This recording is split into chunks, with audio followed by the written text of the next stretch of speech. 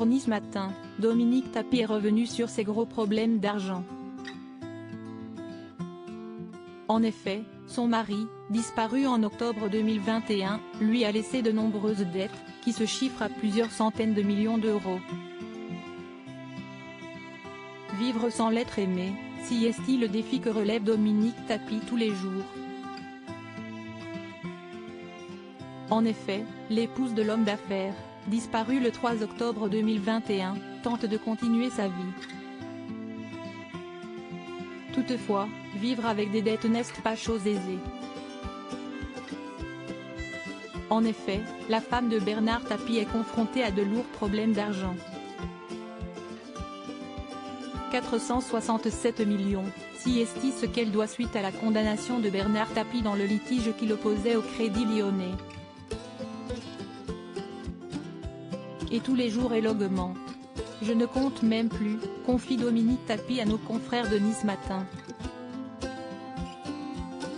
Beaucoup de femmes me demandent comment Bernard a pu me laisser dans cette situation.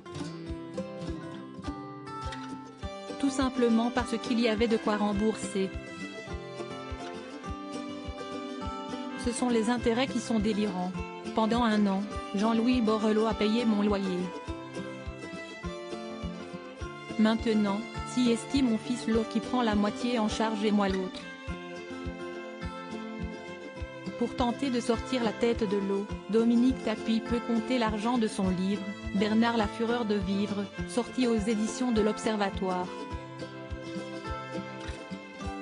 On m'a versé un peu d'avaloir avant la sortie de mon livre et je touche 2 € à chaque vente. Il s'en est écoulé 8000 exemplaires, déclare-t-elle. Et de poursuivre, d'ailleurs j'aimerais qu'on m'oublie. Désemparé par sa situation financière, Dominique Tapie doit aussi faire face à la prochaine sortie d'une série consacrée à son mari, dans laquelle Laurent Lafitte incarne Bernard Tapie. Un projet qui ne la réjouit pas.